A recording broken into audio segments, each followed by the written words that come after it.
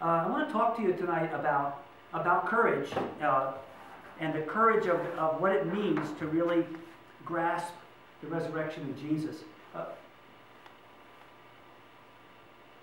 You know what can happen to Christians like ourselves if we have been following Jesus and made that decision. To be a Christian, you need to believe Jesus rose from the dead, right? And you confess in his heart that Jesus is Lord, and believe in and confess with his mouth that Jesus is Lord, and believe in his heart that God raised him from the dead, he shall be saved. Okay, so I believe Jesus rose from the dead. What did I just say? I believe that Jesus rose from. What does that mean? Where does that fit in? What universe, what planet, what world system would that ever happen? Isn't it a shame that we can become accustomed to saying those words and not be stunned out of our minds by what we just said? Do you realize that most of the people, probably in the state of Vermont right now, would not be able to say those words because they honestly could not imagine that that would happen? You know what I'm getting at? Now, what does it say about us if we can think about the resurrection of Jesus and not be absolutely astonished that something like that would happen? And that's part of why we've tried to shake things up a little bit, because we get used to handling something that is so precious that we can forget how precious it is. Now, I can imagine the guys who work at Fort Knox. Just another bar of gold as they roll it around. And, oh, don't drop that, George. And to the rest of us, to even look at one of those would be like, whoa, I saw this bar of gold. And we have something infinitely greater than that. What does it do to our lives? How does it change us? Right here in the middle of a very predictable world, a space-time continuum that we understand, that we study, something absolutely anomalous took place. Now, lest you think that the people in Jesus' day were dumber, were more credible, were more naive than we are, forget it. They were hardcore people. Those Romans were hardcore people about the nitty-gritty of life. They built empires. They built roads across vast wastes. They engineered all sorts of things. They created legal systems. They did the science and the philosophy of their day. And none of them, outside of the Jewish population of the world at that time, some portion of the Jewish population, nobody believed anybody came back from the dead. In fact, when Paul mentioned that in Rome, in Athens, he was practically laughed right off the podium.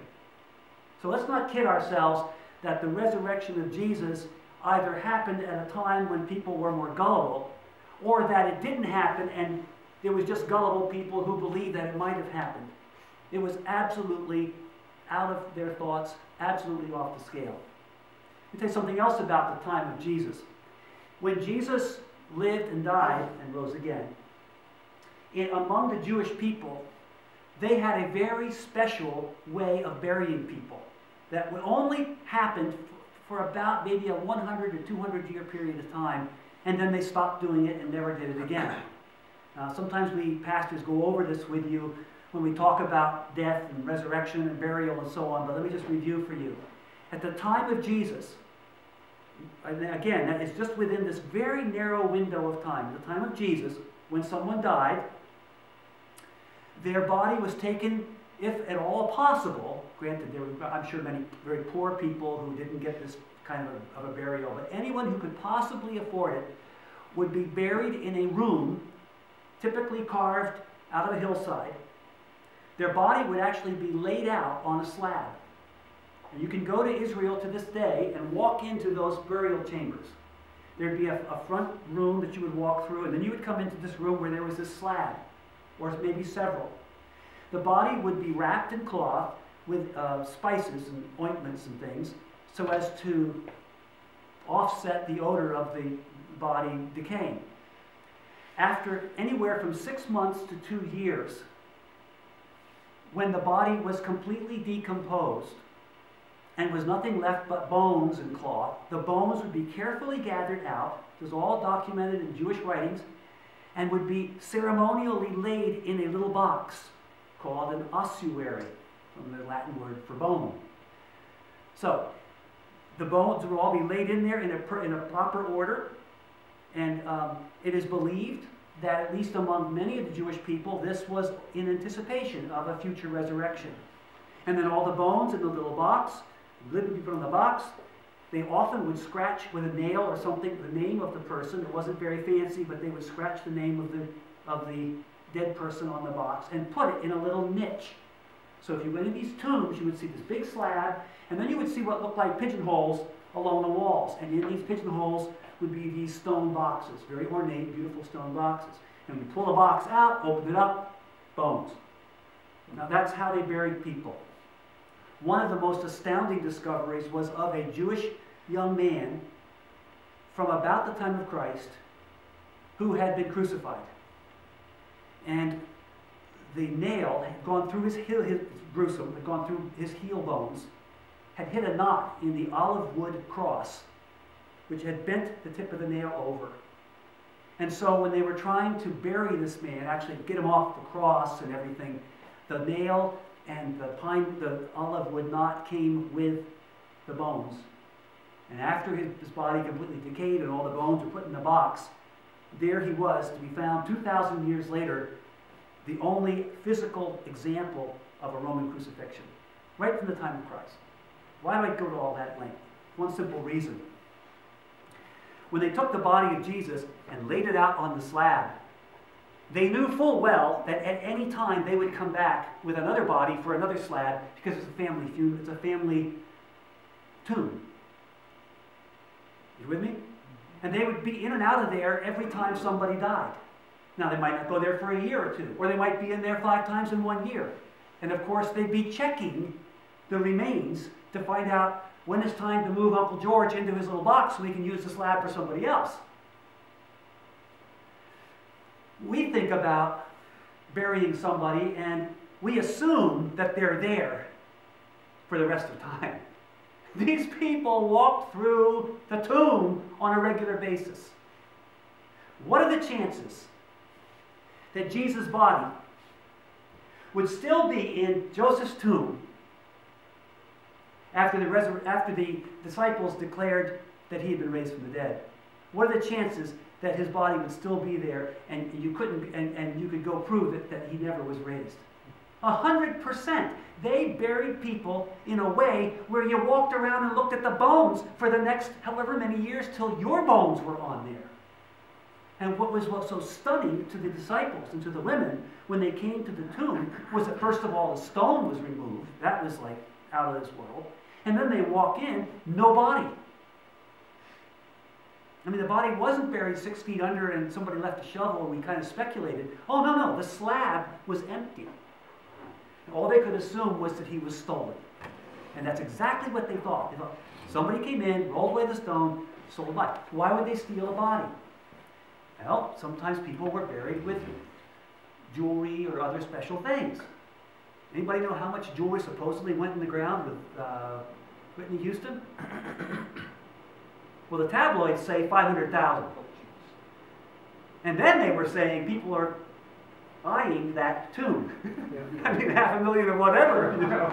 It's like, how far down is that? Clink?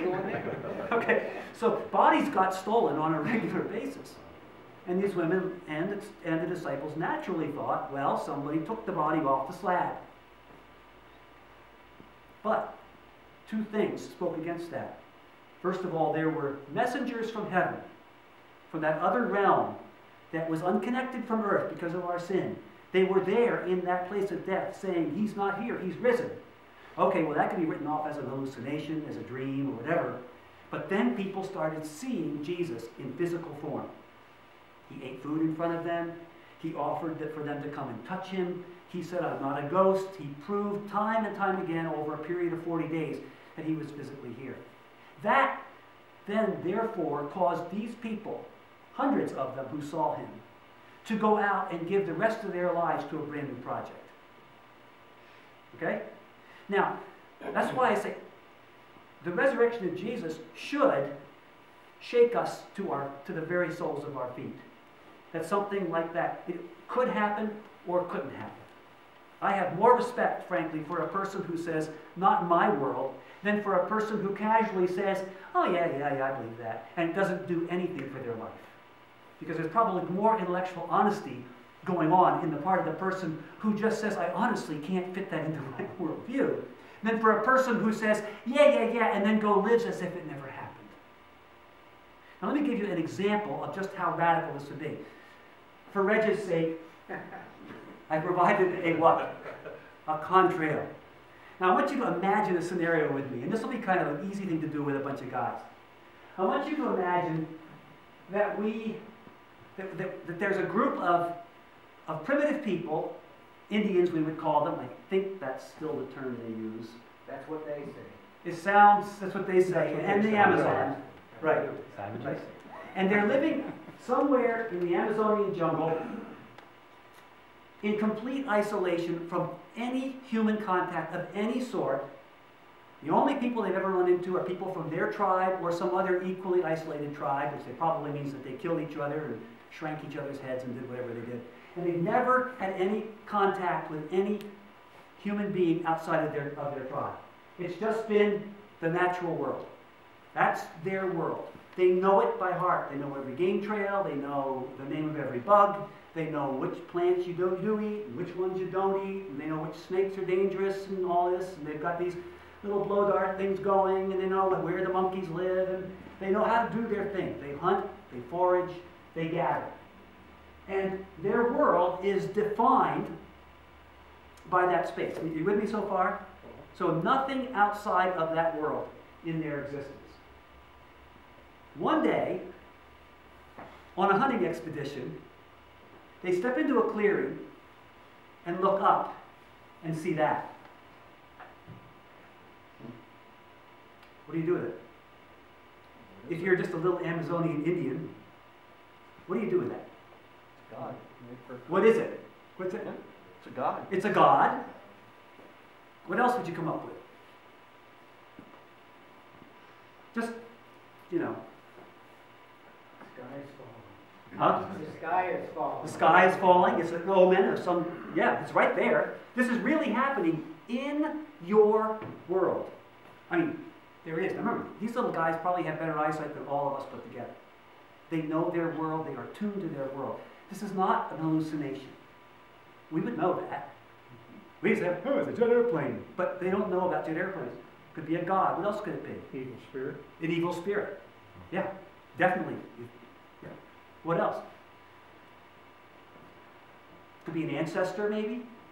End of the world, maybe? End of the world? Yeah.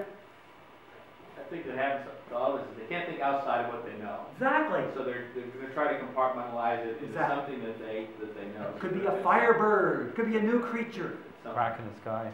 A what? Crack in the sky. Crack in the That's a sky. good one. Crack in the sky, yeah. Took a little time. Now, understand, they would do what David said. They would come up with an explanation that would make perfect sense in their world. What are the chances they would get it right? Zero.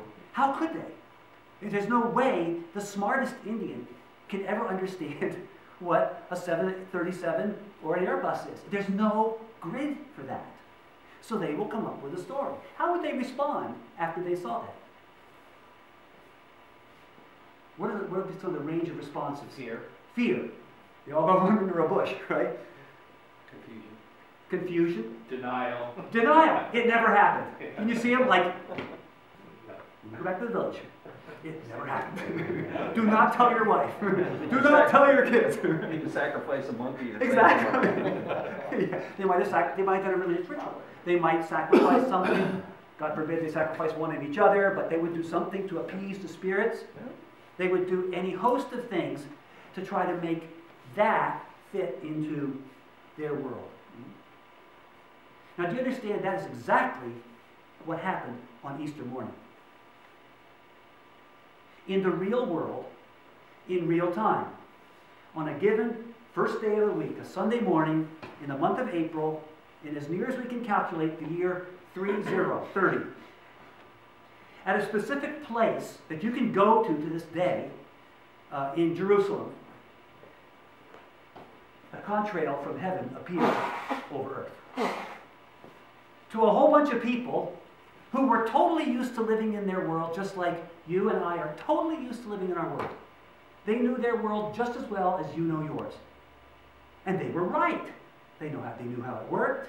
They knew how long it took to walk from point A to point B. They knew what this cost and that cost. They knew what happened if you fell down from a 50-foot cliff. They knew how sick you would get if you ate certain foods. These were not dumb people. They were as tuned to their world as you are to yours, or those Amazonian Indians were to theirs. And something totally out of the box took place. So far out of the box, what do you do with it? What do you make of that? Well, there were many attempts to try to figure it out. Some people said, never happened. What did the disciples say to the women when the women came back and said, we saw that. We saw Jesus alive. No, you didn't. They said, they're women. That's right. That's exactly what they said. They're confused. They had a vision.